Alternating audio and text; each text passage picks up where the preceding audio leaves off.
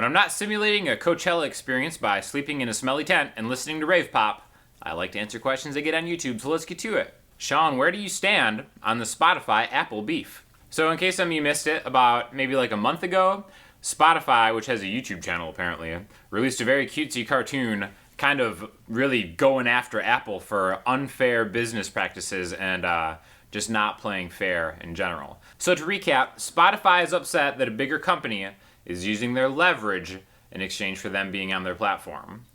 Spotify is upset that a bigger company is using its leverage in exchange for them being on their platform. So obviously the hypocrisy is kind of all right there. In case any of you haven't known, my man Jack from Wolfpack has been very vocal about the unfairness of Spotify and how they treat their artists.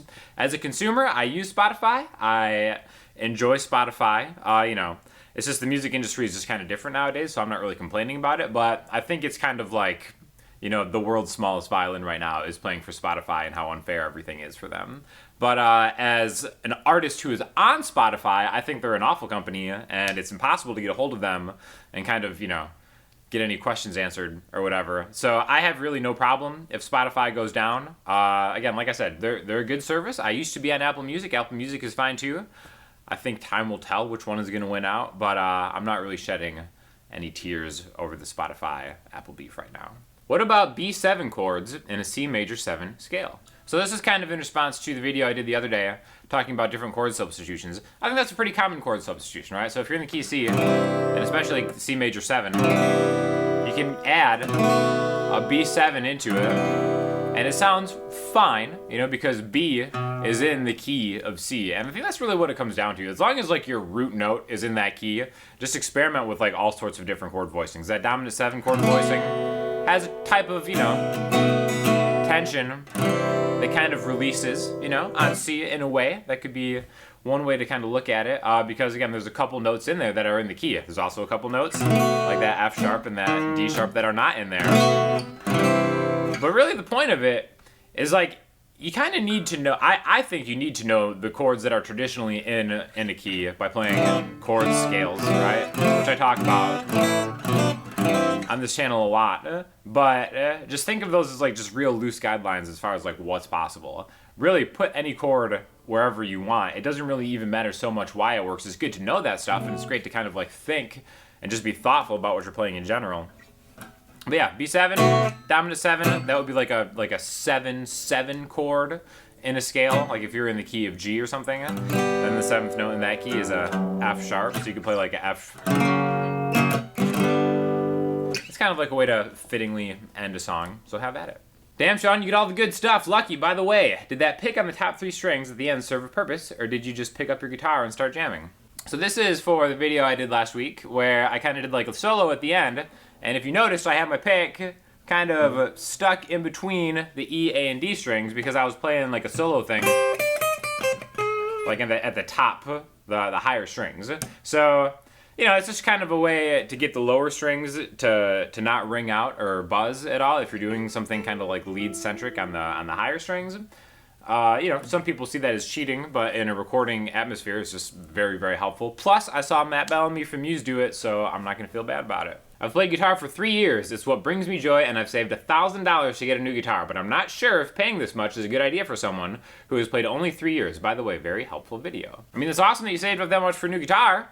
The thing is there a specific guitar that you're looking at that you're saving for? Because if there's one thing that I've learned over the last few years, it's the gear matters a lot less than people think. And as far as getting a nice guitar, you really just want a guitar that's going to stay in tune for the most part. If it stays in tune and it plays great, it's a great guitar. It doesn't matter how expensive it is. Some of the cheapest sounding guitars, I had this Dan Electro that I got for $50, and it was such an awesome sounding guitar. Now it was different sounding than my custom shop Strat, but it wasn't better, it was just different. So really, is $1,000 too much to spend if you've been playing for 3 years?